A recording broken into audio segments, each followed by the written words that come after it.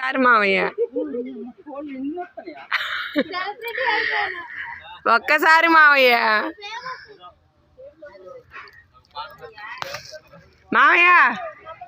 ఇప్పుడేదో పాట పాడుగా ఆ పాట కావాలి అదేదో పాట పాడుగా ఓ రానే ఓ అక్కో నా చెల్లు అని